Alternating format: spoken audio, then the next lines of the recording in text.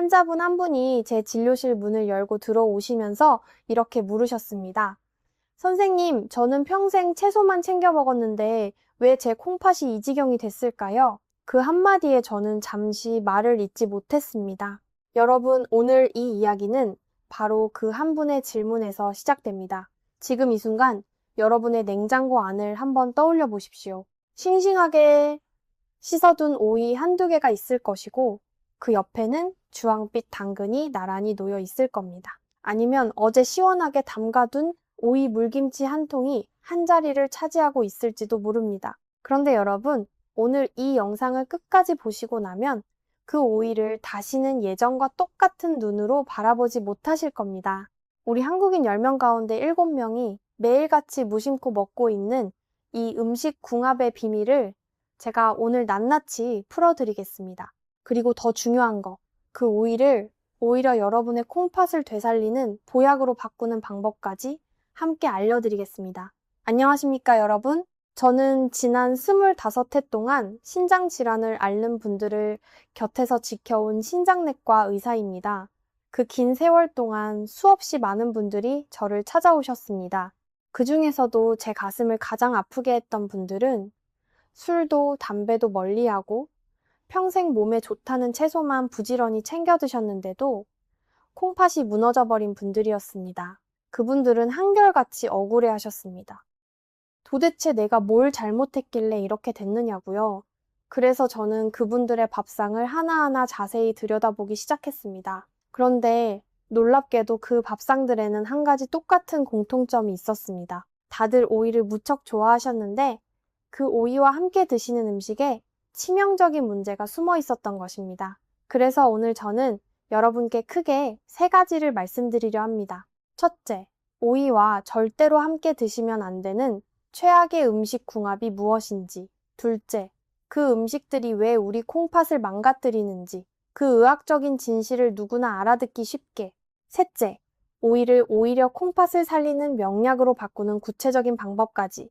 지금부터 하나씩 차근차근 풀어드릴 테니 부디 끝까지 저와 함께 해주십시오. 많은 분들이 이 이야기를 궁금해하셨습니다. 그 궁금증을 오늘 시원하게 풀어드리겠습니다. 본론으로 들어가기에 앞서 여러분께 꼭 먼저 드리고 싶은 이야기가 하나 있습니다. 우리 콩팥이 왜 나이가 들수록 유독 더 조심스럽게 다뤄야 하는 장기인지 그 이유부터 말씀드리겠습니다. 이것을 먼저 이해하셔야 나중에 제가 드리는 조언들이 왜 그토록 중요한지 진심으로 와닿으실 겁니다. 집에서 쓰시는 정수기를 한번 떠올려 보십시오. 만약 그 정수기를 30년, 40년 동안 단 한 번도 필터를 갈지 않고 계속 물을 걸러왔다고 생각해 보십시오. 그 필터는 어떻게 되어 있겠습니까? 찌꺼기가 새까맣게 끼어 있고 물이 지나가는 길은 좁아질 대로 좁아져서 조금만 수압이 세져도 터질 듯 위태로울 것입니다. 70이 넘은 우리의 콩팥이 바로 이 오래된 정수기 필터와 똑같습니다. 우리 콩팥 안에는 사구체라는 아주 정교하고 미세한 거름망이 들어 있습니다. 우리가 세상에 태어날 때 이 사구체의 숫자가 이미 정해집니다. 한쪽 콩팥에 대략 100만 개, 양쪽을 합치면 200만 개 정도입니다. 그런데 무서운 사실은 이 사구체가 한번 망가지면 다시는 새로 만들어지지 않는다는 것입니다. 세월이 흐를수록 하나씩 하나씩 조용히 기능을 잃어갑니다. 삼성 서울병원 신장내과 연구진의 자료에 따르면 우리 몸의 사구체 여과 기능은 40살을 넘어서면서 해마다 조금씩 떨어지기 시작해서 70이 넘으면 젊은 시절의 6할 수준 아래로 내려앉는 경우가 적지 않다고 합니다. 젊은 시절에는 사구체가 넘쳐났습니다. 어지간한 것들은 다 너끈히 걸러냈습니다. 오이와 당근을 함께 먹어 비타민이 조금 파괴되어도 찬 음식이 한꺼번에 들어와도 남아있는 사구체들이 씩씩하게 독소를 처리해냈습니다. 하지만 이제는 사정이 다릅니다. 마치 갓 출고된 새 자동차와 25년을 굴린 낡은 자동차의 차이와 같습니다. 새 차는 험한 비포장 도로를 달려도 끄떡없습니다. 하지만 낡은 차는 조심스럽게 다뤄야 합니다. 작은 충격에도 부품이 망가질 수 있으니까요.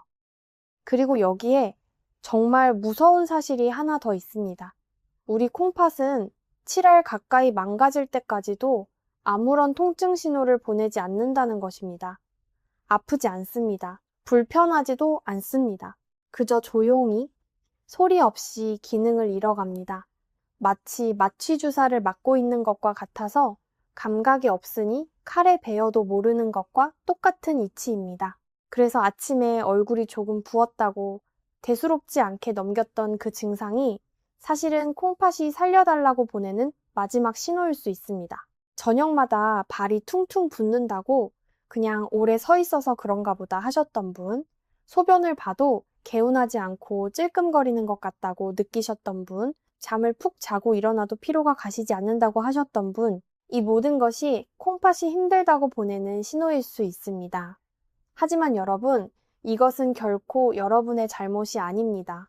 아무도 제대로 알려드리지 않았기 때문입니다. 그동안 자식들 키우고 가정을 일으키느라 쉼없이 달려오신 그 긴 세월 동안 정작 내 몸 하나 살필 여유가 어디 있으셨겠습니까? 그것이 우리 세대의 당연한 삶이었습니다. 하지만 이제는 알게 되셨으니 달라지면 됩니다.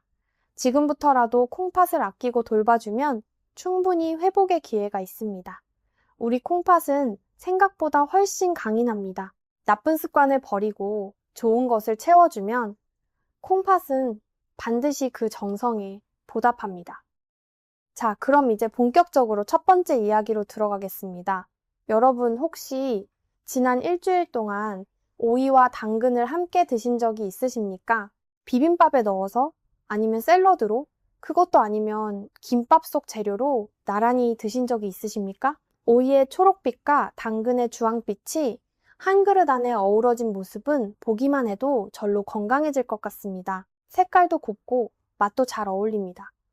그래서 우리는 오랜 세월 이 두 가지를 함께 먹으면 더 건강해진다고 믿어왔습니다. 그런데 여러분, 바로 이것이 우리가 빠져있던 치명적인 착각이었습니다. 광주에 사시는 71살 박정숙 어르신의 이야기를 먼저 들려드리겠습니다. 박 어르신은 동네에서 소문난 건강관리의 달인이셨습니다. 평소 고기보다는 채소 위주로 드시는 것을 철칙으로 삼으셨고, 특히 점심때마다 냉장고에서 오이와 당근을 꺼내 알록달록한 비빔밥을 즐겨 드셨습니다. 그릇 안에 오이의 초록빛과 당근의 주황빛이 어우러지는 것을 보실 때마다 늘 이렇게 말씀하셨다고 합니다. 채소를 이렇게 색색으로 챙겨 먹으니 몸이 절로 좋아지겠지 하고 말입니다. 그렇게 10년이 넘는 세월이 흘렀습니다. 그런데 어느 날부터인가 이상한 증상들이 하나둘 나타나기 시작했습니다.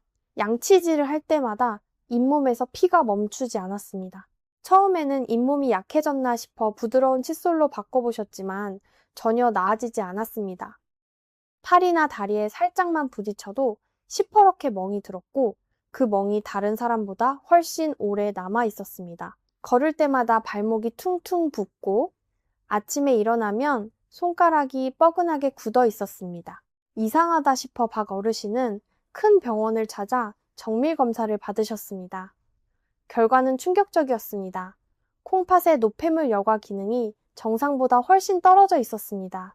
그런데 더 놀라운 것이 있었습니다. 혈관의 나이가 실제 나이보다 무려 19살이나 더 늙어 있었던 것입니다. 71살인데 혈관 나이는 90살에 가까웠습니다. 담당 의사는 혈관벽이 낡은 고무줄처럼 탄력을 잃었고 조금만 힘을 받아도 뚝뚝 끊어질 듯 약해져 있다고 설명했습니다. 도대체 어떻게 이런 일이 생긴 걸까요? 그 비밀이 바로 오이와 당근의 조합 속에 숨어 있었습니다. 여러분, 당근이 왜 우리 몸에 좋은지 아십니까? 당근에는 베타카로틴도 풍부하지만 그보다 더 중요한 영양소가 들어 있습니다. 바로 비타민C입니다. 비타민C는 우리 몸속 혈관벽을 이루는 콜라겐을 만드는데 반드시 필요한 영양소입니다. 쉽게 말씀드리겠습니다. 집을 짓는다고 한번 생각해 보십시오. 여기 벽돌이 있습니다. 그런데 벽돌만으로는 집을 지을 수 없습니다. 벽돌과 벽돌 사이를 단단하게 이어주는 시멘트가 있어야 합니다. 비타민C가 바로 그 시멘트 역할을 합니다. 혈관벽이라는 집을 튼튼하게 유지하는데 없어서는 안 될 접착제인 것입니다. 그런데 문제는 오이입니다. 오이에는 아스코르비나아제라는 효소가 들어 있습니다. 이름이 좀 어렵지요. 쉽게 말씀드리면 비타민C를 파괴하는 효소입니다. 이 효소는 평소에는 오이 안에 얌전히 갇혀 있습니다.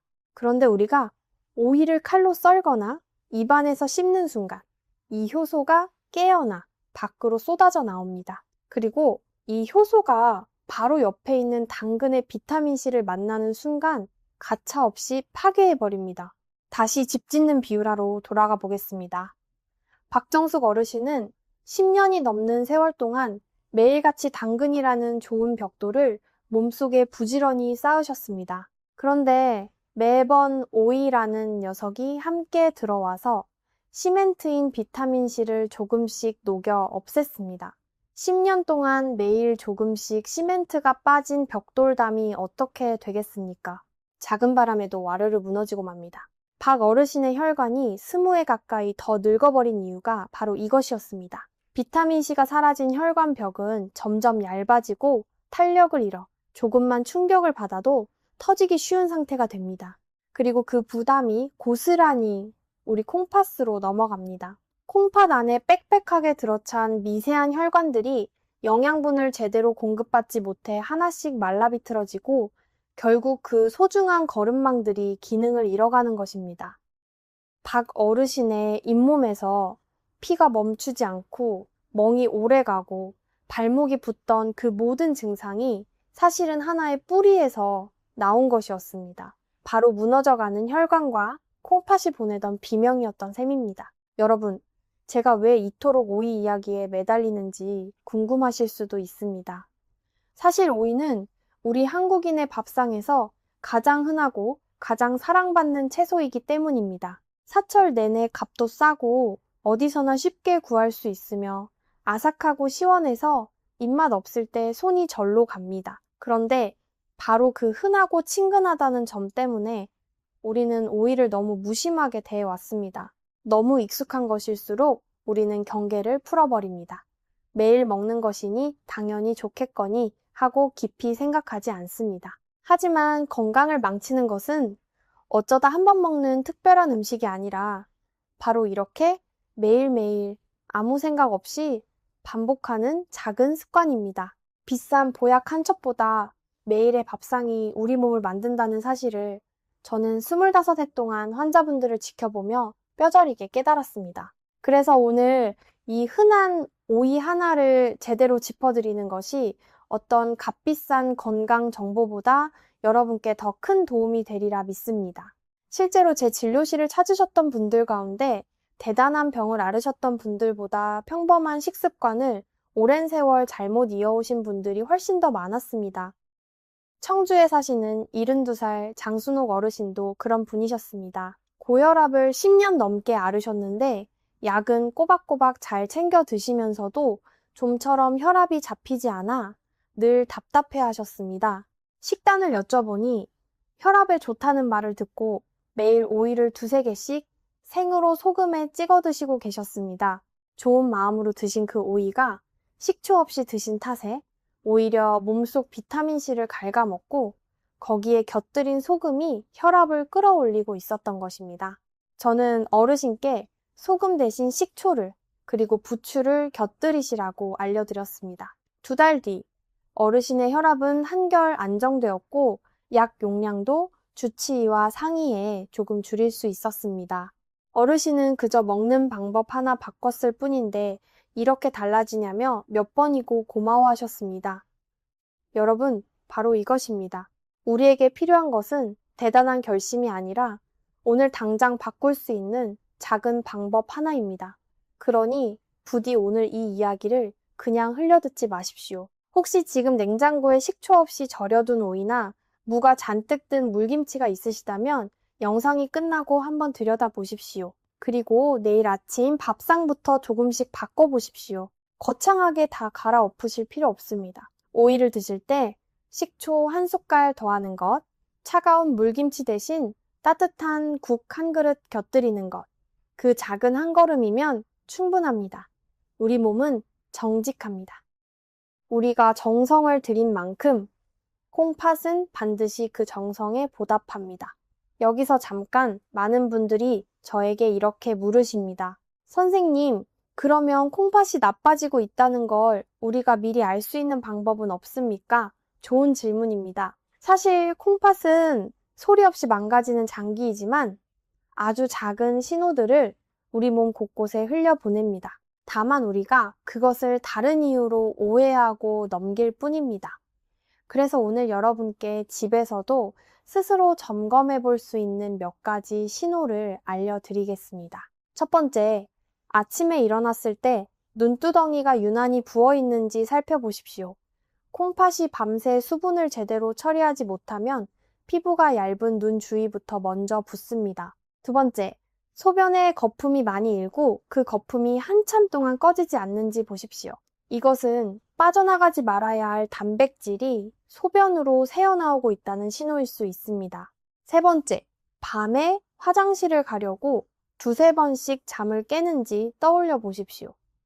낮에 걸러야 할 노폐물을 콩팥이 밤까지 미루고 있다는 뜻일 수 있습니다. 네 번째, 별다른 이유 없이 늘 피곤하고 입맛이 없으신지 살펴보십시오. 콩팥 기능이 떨어지면 몸속에 노폐물이 쌓여 만성 피로로 이어집니다. 이 가운데 두세 가지가 해당되신다면 너무 겁먹지는 마시되 가까운 병원에서 간단한 소변 검사와 피 검사를 한번 받아보시기를 권해드립니다.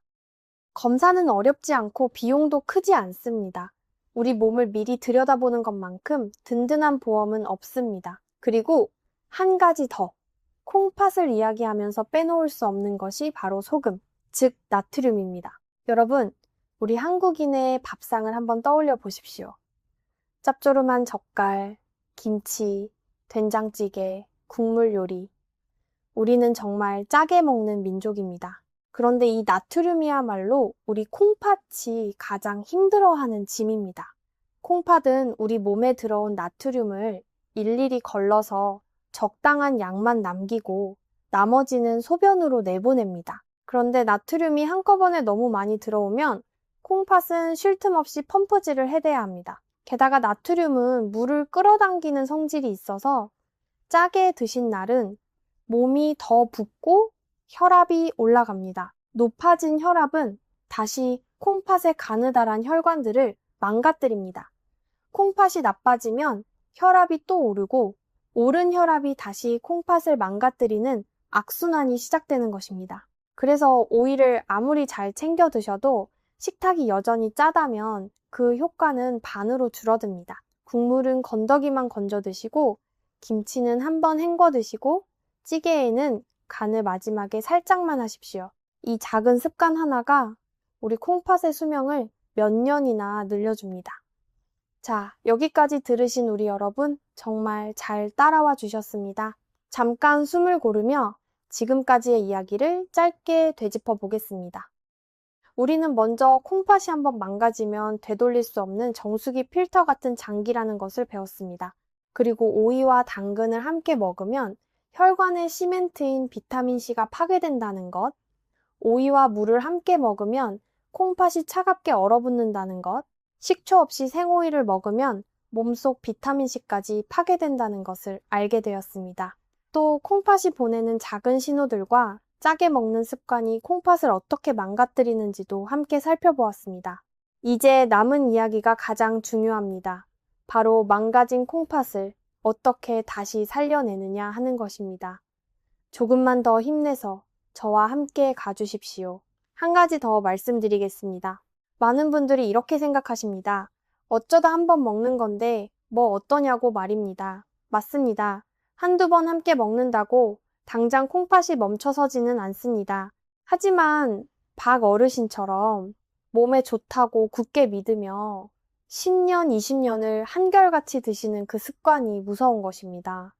가랑비에 옷 젖는 줄 모른다는 옛말이 꼭 맞습니다. 매일 조금씩 파괴되어 온 혈관은 어느 날 갑자기 와르르 무너집니다. 특히 김밥집이나 반찬 가게에서 오이와 당근을 미리 썰어 한 대 섞어두는 경우가 많은데 이것은 시간이 지날수록 비타민 파괴 속도가 더 빨라지기 때문에 일종의 시한폭탄과 같습니다.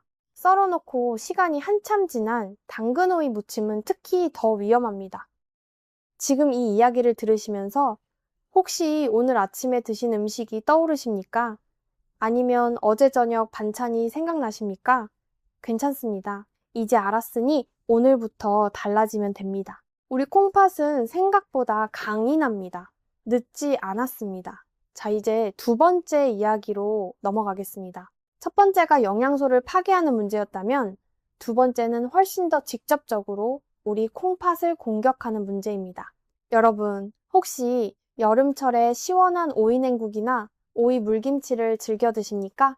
더운 날씨에 입맛이 뚝 떨어졌을 때 얼음이 동동 뜬 시원한 국물을 한 사발 들이켜면 가슴이 뻥 뚫리는 것 같습니다. 입맛 없는 여름에 그것만큼 개운한 것이 없다고 하시는 분들이 참 많습니다. 그런데 여러분, 바로 그 시원한 국물 속에 함께 들어가는 재료가 하나 있습니다.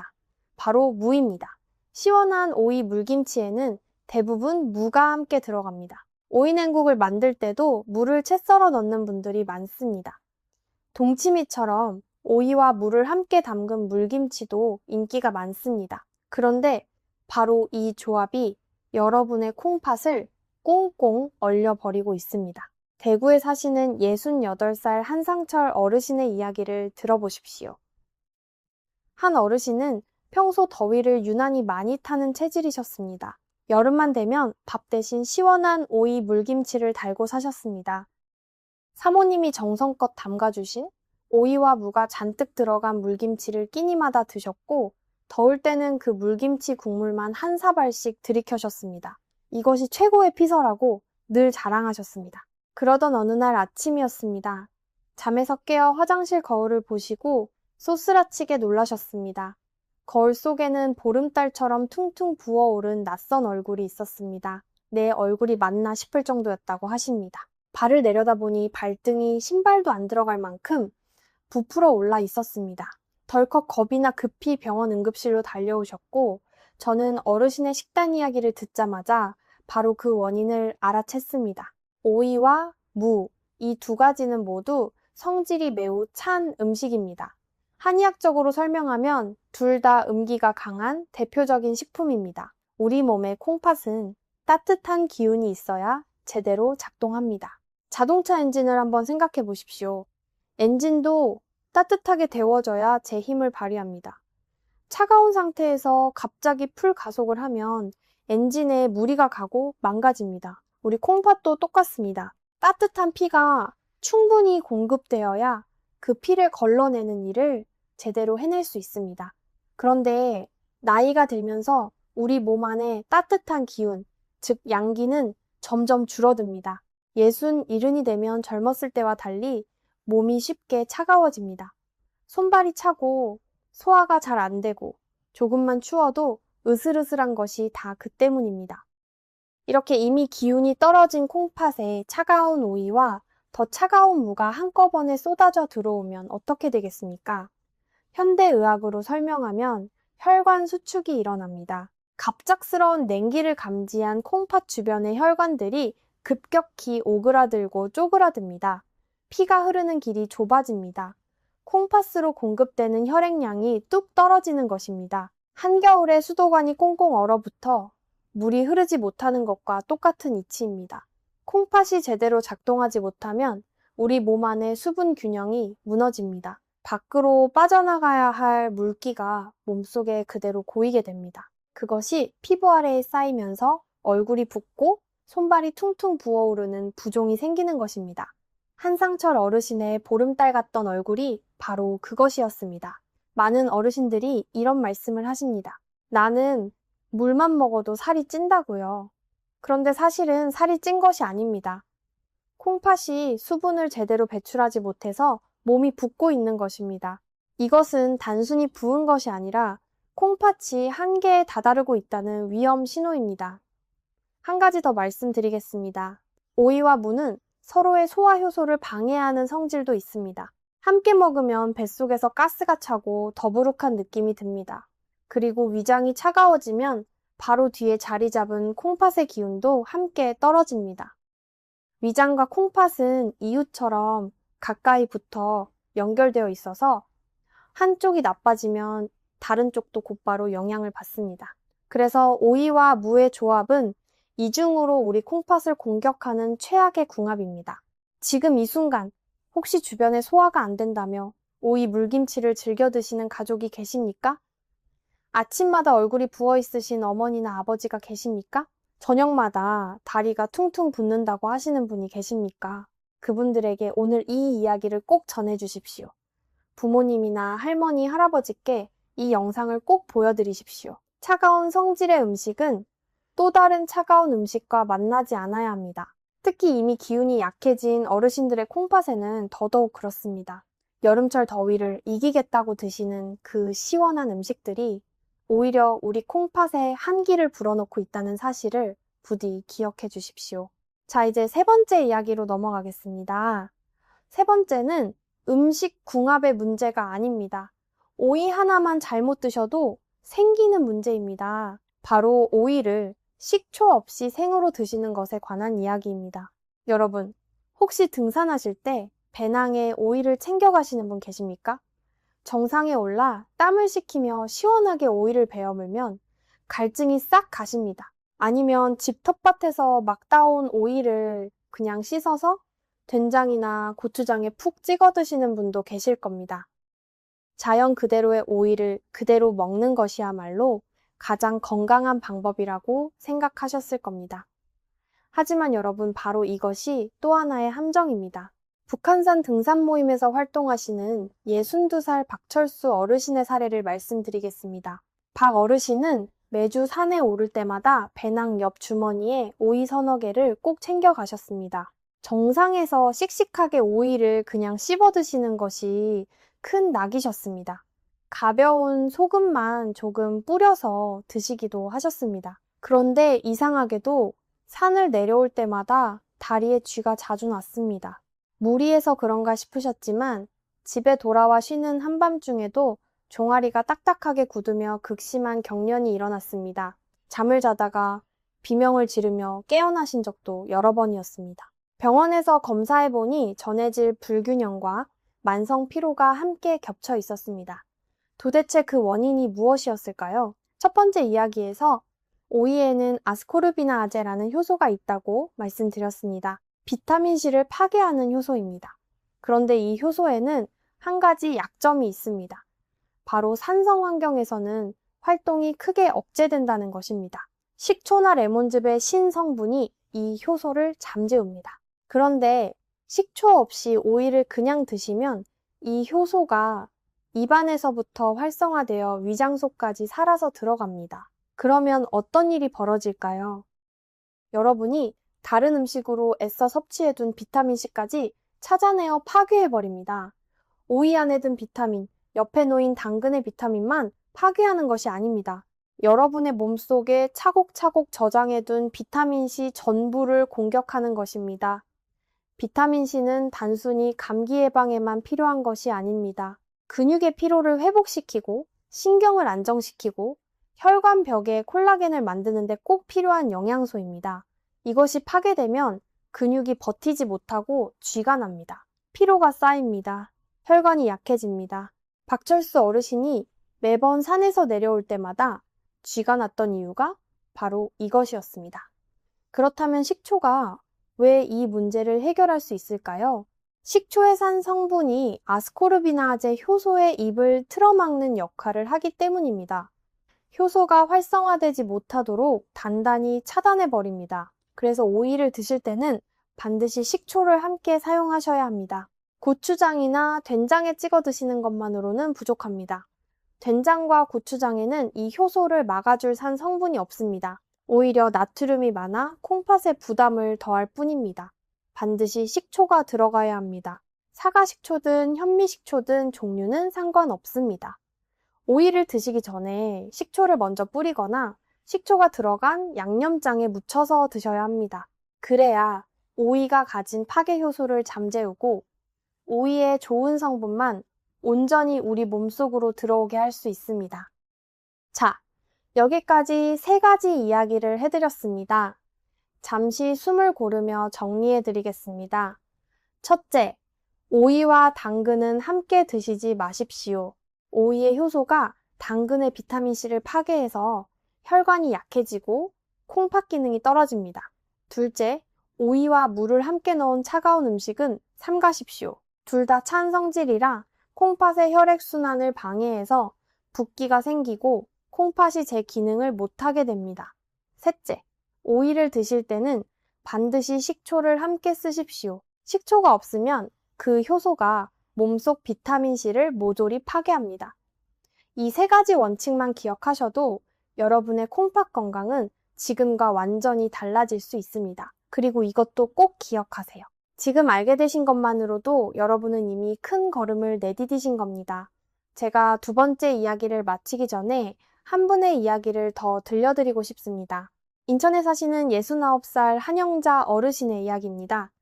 한 어르신은 평생 손맛 좋기로 동네에서 유명하셨던 분입니다. 특히 여름이면 시원한 오이냉국을 큰 양푼 가득 만들어 온 가족과 이웃에게 나눠주실 만큼 정이 많으셨습니다. 그런데 언젠가부터 그 정 많은 어르신이 사람들 앞에 나서기를 꺼리기 시작하셨습니다. 이유를 여쭤보니 아침마다 얼굴이 너무 부어도무지 남들 앞에 나설 자신이 없다고 하셨습니다. 손주가 할머니 얼굴이 왜 이렇게 빵빵하냐고 천진하게 물었을 때 어르신은 그만 방으로 들어가 한참을 우셨다고 합니다. 평생 남을 챙기며 사신 분이 정작 당신 몸이 보내는 신호는 모른 채 살아오셨던 것입니다. 검사를 받아보니 콩팥 기능이 상당히 떨어져 있었고 그 원인의 큰 줄기가 바로 매일같이 드시던 차가운 오이 냉국과 물김치였습니다. 다행히 어르신은 그날 이후 찬 음식을 끊고 제가 알려드린 따뜻한 처방을 따라주셨습니다. 석 달이 지나자 부기가 눈에 띄게 빠졌고 어르신은 다시 환한 얼굴로 손주를 안아주실 수 있게 되었습니다. 여러분, 우리 어르신들께 얼굴이 붓는다는 것은 단순히 미용의 문제가 아닙니다. 손주 앞에서, 자식들 앞에서 당당하고 싶은 우리 마음, 그 자존심과 직결된 문제입니다. 그리고 그 부기의 뿌리에는 콩팥이 있습니다. 그래서 저는 여러분께 다시 한번 간곡히 말씀드립니다. 차가운 음식을 드실 때는 반드시 따뜻한 것을 곁들이는 지혜를 발휘하십시오. 오이냉국이 정드시고 싶으시다면 차가운 국물 대신 미지근하게 드시고 생강 몇 조각이나 따뜻한 성질의 양념을 더해 균형을 맞추십시오. 우리 몸은 한쪽으로 치우치면 반드시 탈이 납니다. 찬 것에는 따뜻한 것을, 부족한 것에는 채워주는 것을. 이 균형의 지혜가 바로 우리 조상들이 수천 년 동안 지켜온 밥상의 비밀이었습니다. 여기서 여러분께 콩팥과 혈액순환의 관계를 조금 더 자세히 설명드리고 싶습니다. 이것을 아셔야 왜 따뜻함이 그토록 중요한지 진짜로 이해하실 수 있기 때문입니다. 우리 콩팥은 사실 온몸의 피가 가장 많이 몰려드는 장기 가운데 하나입니다.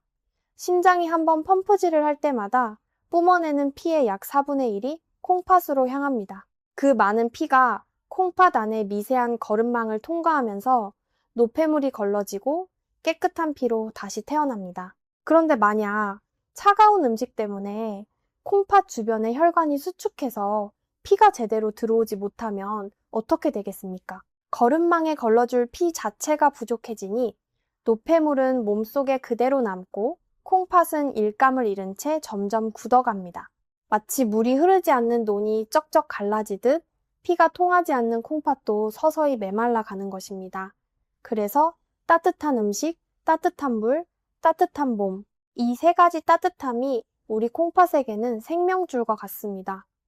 울산에 사시는 73살 황정임 어르신의 이야기가 바로 이 점을 잘 보여줍니다. 황 어르신은 한여름에도 손발이 차서 늘 양말을 신고 주무실 만큼 몸이 냉한 분이셨습니다. 그런데도 입맛이 없다며 끼니마다 차가운 오이냉국과 얼음 띄운 물김치를 즐겨 드셨습니다. 차가운 몸에 차가운 음식을 계속 부으셨던 것입니다. 어느 겨울 아침 어르신은 화장실에서 일어나시다 갑자기 어지럼증을 느끼며 주저앉으셨습니다. 검사 결과 콩팥 기능이 뚝 떨어져 있었고 혈액순환이 심하게 막혀 있었습니다. 저는 어르신께 모든 찬 음식을 끊고 오이는 반드시 따뜻한 부추와 함께 그리고 매일 저녁 족욕을 하시라고 처방해 드렸습니다. 처음에는 반신반의하셨던 어르신이 2달이 지나자 손발에 온기가 돌고 어지럼증이 사라졌다며 환하게 웃으셨습니다. 차가움을 따뜻함으로 바꾼 것, 그 하나가 어르신의 콩팥을 되살린 것입니다. 여러분도 혹시 손발이 늘 차고 몸이 냉하신 편이라면 오늘 이 이야기를 꼭 마음에 새겨 두십시오. 우리 몸이 차가운 분일수록 차가운 음식은 더욱 조심하셔야 합니다. 한 가지만 더 짚어드리겠습니다. 많은 분들이 여름철 부기를 그저 더위 탓으로만 여기십니다. 하지만 여름에 유독 몸이 붓는다면 그것은 차가운 음식으로 콩팥이 지쳤다는 분명한 신호일 수 있습니다.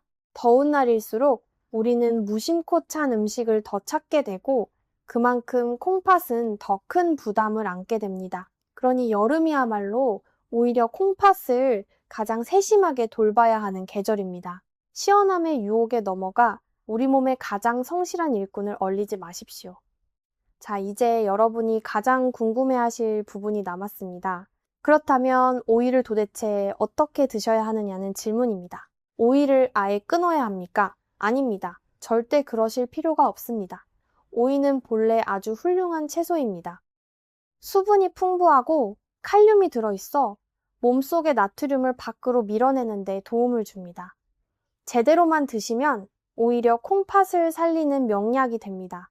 지금부터 그 방법을 2가지 알려드리겠습니다. 우리 몸에 좋은 것을 제대로 채워 넣는 방법이니 부디 잘 기억해 두십시오. 첫 번째는 오이부추 무침입니다. 이것은 단순히 맛있는 반찬이 아닙니다. 우리 조상들이 수백 년 동안 지켜온 지혜가 담긴 조합이고 현대의학적으로 보아도 더없이 완벽한 콩팥 보호식품입니다. 핵심은 부추입니다. 부추는 우리 전통의학에서 간의 채소라고 불릴 만큼 피를 맑게 하고 혈액순환을 돕는 뛰어난 채소입니다. 그리고 오이와는 정반대로 성질이 매우 따뜻합니다. 오이가 차가운 얼음물이라면 부추는 뜨겁게 타오르는 불꽃과 같습니다. 이 2가지가 만나면 차가운 기운이 알맞게 중화되고 오이의 좋은 성분들이 우리 몸속에서 훨씬 더 잘 흡수됩니다. 부산에 사시는 60살 최영숙 어르신의 놀라운 이야기를 들려드리겠습니다.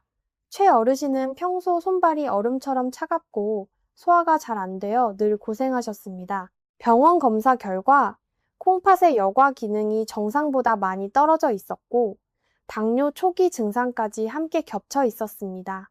차가운 성질의 음식은 입에도 대지 못하셨습니다. 드시기만 하면 곧바로 배가 아프셨으니까요.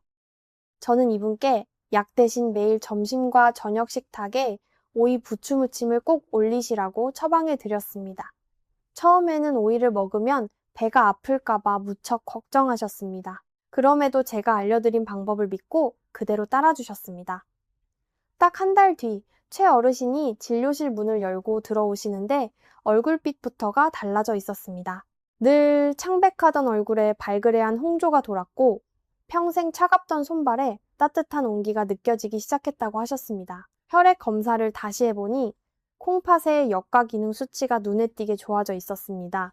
끈적하던 피도 한결 맑아져 있었습니다. 최 어르신이 이렇게 말씀하셨습니다. 이렇게 간단한 것으로 이렇게까지 달라질 줄은 정말 몰랐다고요. 원리를 말씀드리겠습니다.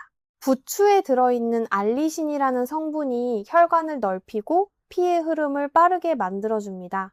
오이가 혈관 속 노폐물과 나트륨을 밖으로 밀어내는 청소부 역할을 할 때 부추가 그 청소를 도와줄 강력한 모터를 달아주는 셈입니다. 그리고 식초가 오이의 파괴 요소를 막아주니 영양소는 손실 없이 온전히 흡수됩니다.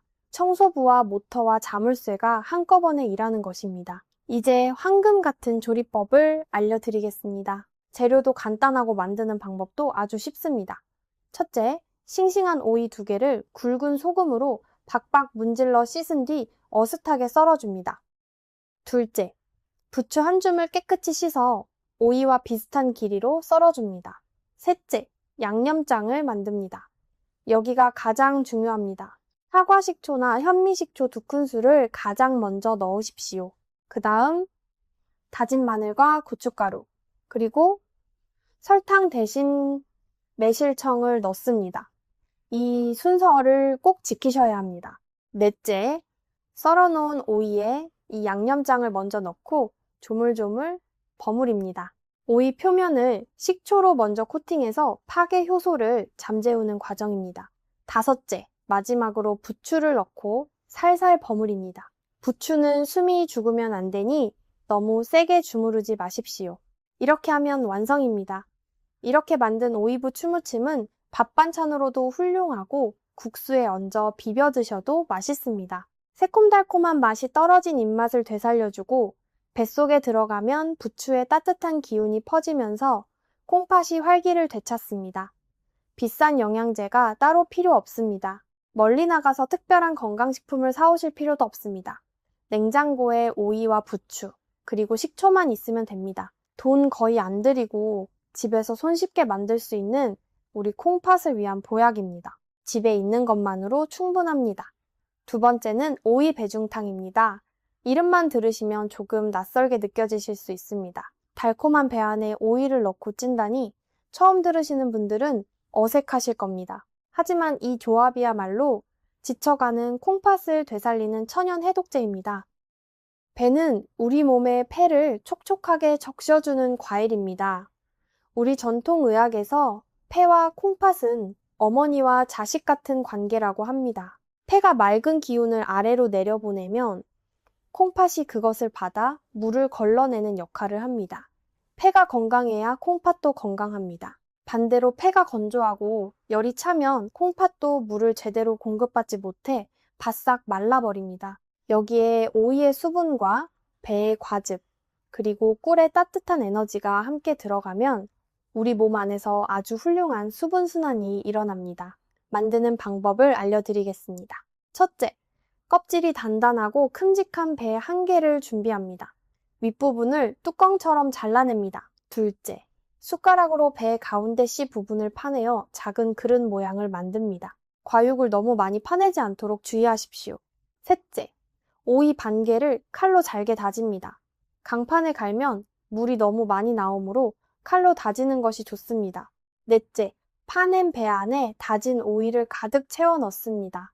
그 위에 천연꿀 2큰술을 듬뿍 붓습니다. 꿀은 오이와 배의 찬성질을 알맞게 중화시키고 지친 콩팥에 부드러운 에너지를 공급해줍니다. 다섯째, 잘라둔 배 뚜껑을 다시 덮고 찜기에 올려 약한 불에서 40분에서 1시간 정도 푹 쪄냅니다. 이렇게 하면 배가 투명하게 변하고 그 안에서 배즙과 오이즙과 꿀이 하나로 어우러져 진한 액기스가 만들어집니다. 열을 가했기 때문에 오이의 파괴 요소는 이미 사라지고 없습니다. 오직 콩팥을 위한 유효 성분만 농축되어 남습니다. 솔직하게 말씀드리겠습니다. 이 오이 배중탕은 맛이 아주 훌륭하다고는 차마 말씀드리기 어렵습니다. 오이 특유의 풋내와 배의 단맛이 섞여 처음 드시는 분들은 낯설게 느끼실 수 있습니다. 하지만 옛말에 입에 쓴 약이 몸에 좋다고 했습니다. 이것이 내 몸속 독소를 빼내는 해독제라고 생각하고 드십시오. 저녁 식사 후에 한 잔씩 드시면 밤새 여러분의 몸속에서 대청소가 시작됩니다. 폐의 기운이 뚫리면서 콩팥으로 물길이 시원하게 열리고 그동안 콩팥 구석구석에 끼어있던 노폐물들이 소변과 땀으로 빠져나갈 준비를 합니다. 평소 소변을 봐도 영 개운하지 않으신 분, 자고 일어나도 몸이 무겁고 붓는 분들에게 이보다 더 좋은 자연 처방이 없습니다. 자, 2가지 처방을 알려드렸으니 이제 오이와 잘 어울리는 좋은 친구들을 몇 가지 더 소개해 드리겠습니다. 오이를 콩팥의 명약으로 바꾸는 비결은 결국 좋은 짝을 만나게 해주는 데 있습니다. 첫 번째 좋은 친구는 미역입니다. 미역과 오이를 새콤한 식초 양념에 무친 오이 미역 냉채는 오이의 수분과 미역의 풍부한 미네랄이 만나 콩팥의 노폐물 배출을 도와줍니다. 미역에 들어있는 알긴산이라는 성분이 몸속 나트륨을 끌어안고 함께 빠져나가기 때문에 짜게 드신 날 더없이 좋은 반찬이 됩니다. 물론 여기에도 식초를 꼭 넣으셔야 한다는 것 이제 잊지 않으시겠지요? 두 번째 좋은 친구는 토마토입니다. 잘 익은 토마토와 오이를 함께 드시면 토마토의 라이코펜이라는 성분이 혈관을 보호하는데 토마토는 본래 산성을 띠고 있어 오이의 파괴 효소를 자연스럽게 억제해줍니다. 그래서 토마토 오이 샐러드는 식초를 따로 넣지 않아도 비교적 안전한 조합입니다. 세 번째 좋은 친구는 들깨입니다. 오이 무침에 고소한 들깨가루를 한 숟갈 뿌려 드시면 들깨의 따뜻하고 기름진 성분이 오이의 찬 기운을 부드럽게 감싸줍니다. 들깨에는 우리 혈관에 좋은 기름 성분이 풍부해서 콩팥으로 가는 가느다란 혈관을 매끄럽게 지켜줍니다. 이렇게 좋은 짝을 지어드리면 오이는 우리를 해치는 음식이 아니라 우리를 살리는 음식으로 완전히 다시 태어납니다. 결국 음식에는 좋고 나쁨이 따로 정해져 있는 것이 아닙니다. 어떻게 짝을 지어, 어떻게 다스려 드시느냐에 따라 같은 오이가 독이 되기도 하고 약이 되기도 하는 것입니다. 그리고 이 지혜는 비단 오이에만 해당하는 것이 아닙니다. 우리 밥상에 오르는 모든 음식이 그러합니다. 오늘 오이를 통해 이 균형의 원리를 깨치셨다면 여러분은 앞으로 어떤 음식을 드시든 스스로 현명한 선택을 하실 수 있게 되실 겁니다. 그것이 제가 오늘 여러분께 진짜로 전해드리고 싶은 가장 큰 선물입니다. 한 가지만 더 말씀드리겠습니다. 우리 콩팥을 위해서는 음식만큼이나 몸을 따뜻하게 움직여주는 것도 중요합니다. 거창한 운동이 아니어도 됩니다. 하루에 30분, 햇볕이 따뜻한 시간에 천천히 걸으십시오. 걸으면 다리 근육이 펌프처럼 움직이면서 아래로 처진 혈액을 다시 심장으로 끌어올려줍니다. 그러면 콩팥으로 가는 피의 흐름도 한결 좋아집니다. 발이 잘 붓는 분들은 잠자리에 들기 전 다리 밑에 베개를 받쳐 발을 심장보다 살짝 높여주십시오. 밤새 고여있던 물기가 자연스럽게 빠져나가도록 돕는 돈 한 푼 들지 않는 지혜입니다.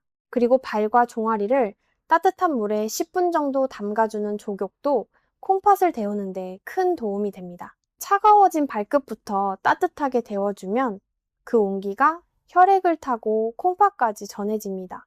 이렇게 음식과 생활을 함께 바꾸어 가실 때 우리 콩팥은 비로소 활짝 기지개를 켜고 되살아납니다. 제가 진료실에서 늘 드리는 말씀이 있습니다. 콩팥은 평생 단 한 번도 쉬지 않고 묵묵히 일하는 우리 몸에서 가장 성실한 일꾼이라고 말입니다.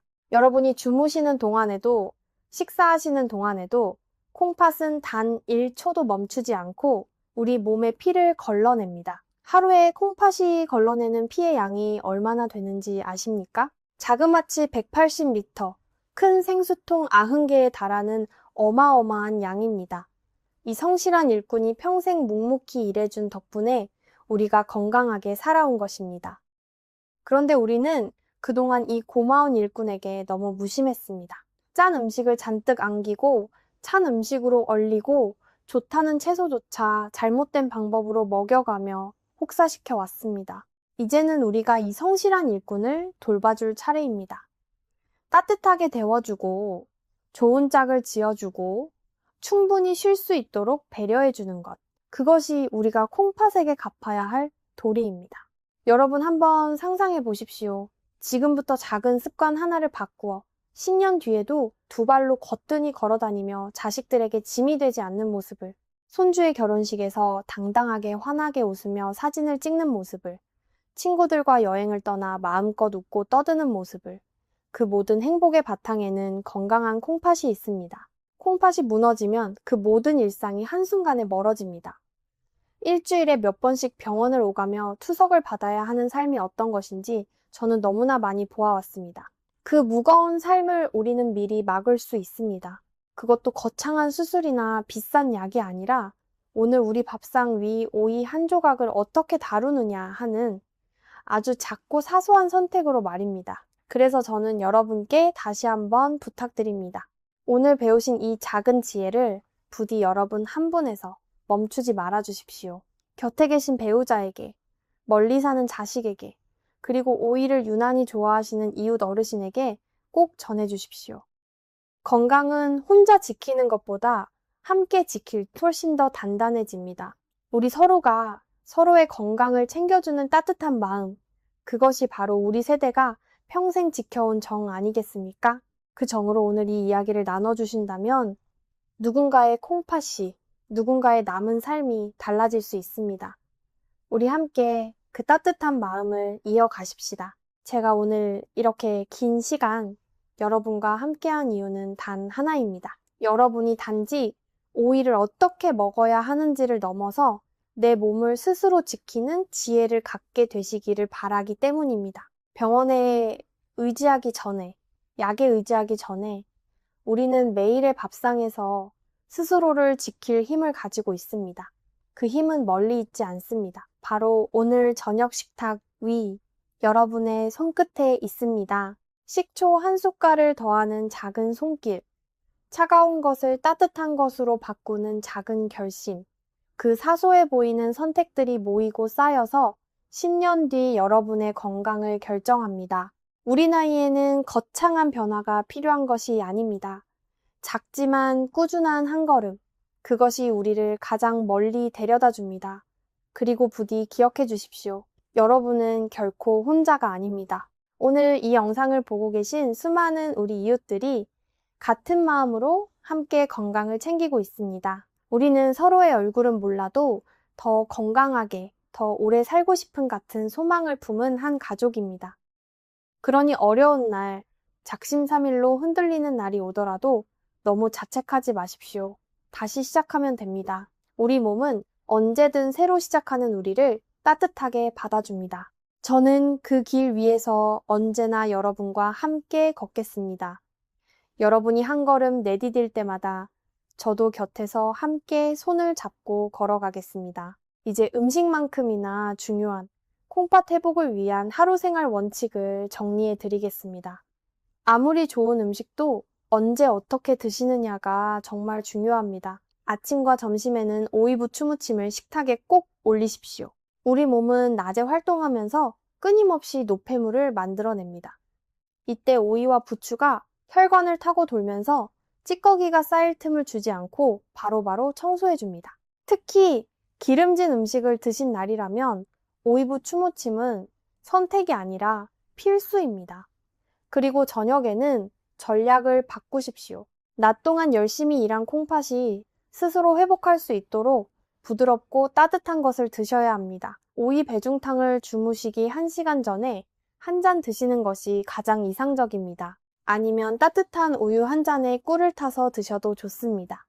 우유 속 칼슘과 마그네슘이 신경을 안정시키고 밤마다 여러분을 괴롭히는 종아리쥐를 예방해줍니다. 다만 우유는 팔팔 끓이지 마시고 45도 정도로만 살짝 데워서 드시는 것이 좋습니다. 여기에 한 가지만 더 보태드리겠습니다. 물을 드시는 방법입니다. 콩팥이 약하신 분들 중에는 부을까봐 겁이나 물을 일부러 적게 드시는 분들이 계신데 이것은 오히려 콩팥을 더 힘들게 만듭니다. 노폐물을 씻어내릴 물이 부족하면 콩팥은 농축된 독소를 걸러내느라 더 큰 무리를 합니다. 한 번에 벌컥벌컥 마시지 마시고 하루 동안 따뜻한 물을 한 모금씩 자주 나누어 드십시오. 이른 아침 공복에 미지근한 물 한 잔, 그리고 낮 동안 틈틈이 한 잔씩. 이것만으로도 콩팥의 부담을 한결 덜어줄 수 있습니다. 우리가 콩팥에게 해줄 수 있는 가장 쉽고 따뜻한 배려입니다. 그리고 한 가지만 더 간곡히 당부드리겠습니다.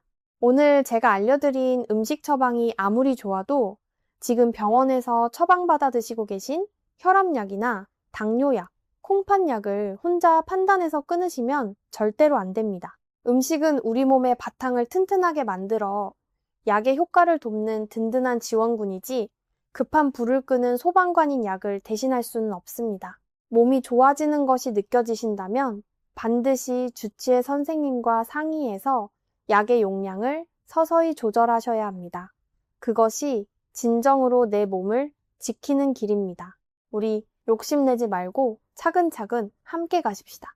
자, 이제 오늘 배우신 내용을 마지막으로 한 번 더 정리해 드리겠습니다. 오늘 핵심만 다시 말씀드리면 이렇습니다. 오이와 절대 함께 드시면 안 되는 것 3가지. 첫째는 당근입니다. 오이의 효소가 당근의 비타민C를 파괴해 혈관과 콩팥을 약하게 만듭니다. 둘째는 물을 넣은 차가운 음식입니다. 콩팥이 차가워지면서 수분 배출이 막혀 몸이 붓습니다. 셋째는 식초 없이 생오이를 그냥 드시는 것입니다. 몸속에 저장된 비타민C까지 모조리 파괴됩니다. 그리고 오이를 보약으로 바꾸는 방법 2가지. 하나는 오이부 추무침입니다. 식초로 효소를 막고 부추로 혈액순환을 돕습니다. 둘은 오이 배중탕입니다. 폐와 콩팥을 함께 살려주는 천연 해독제입니다. 이것만 기억하고 실천하시면 됩니다. 복잡하지 않습니다. 비싸지 않습니다. 당장 오늘부터 시작하실 수 있습니다. 여러분, 우리 건강은 결코 나 혼자만의 문제가 아닙니다. 여러분이 건강하게 오래오래 사시는 것이야말로 자식들에게 줄 수 있는 가장 큰 선물입니다. 병원 침대에 누워 자식들의 손을 붙잡는 대신 두 발로 자식들과 손잡고 공원을 함께 걷는 모습, 손주들과 마주 앉아 맛있는 것을 나눠 먹으며 활짝 웃는 모습, 그것이 바로 진짜 행복입니다. 그 행복을 지키기 위해 오늘 배우신 것들을 부디 실천해 주십시오. 저는 여러분이 그 행복을 끝까지 누리시도록 늘 곁에서 응원하겠습니다. 오늘 이 영상이 조금이라도 도움이 되셨다면 좋아요와 구독으로 살짝 마음을 표현해 주십시오. 그 작은 응원이 저에게는 다음 영상을 만들 큰 힘이 됩니다. 그리고 주변에 오이를 좋아하시는 어르신이 계시다면 오늘 이 영상을 카톡이나 가족 단체방에 꼭 나눠주십시오. 여러분의 그 작은 손가락 한 번이 소중한 분의 콩팥을 지키는 첫걸음이 될 것입니다. 더 알고 싶으신 건강 주제가 있으시면 댓글로 편하게 남겨주십시오. 다음 영상에서 정성껏 다뤄드리겠습니다. 우리 지식한상 가족 여러분, 앞으로도 제가 여러분의 건강을 지키는 든든한 길잡이로 늘 곁에 있겠습니다. 오늘 긴 시간 함께 해주셔서 진심으로 감사합니다. 부디 건강이 최고입니다. 잊지 마세요. 늘 건강하고 행복하십시오.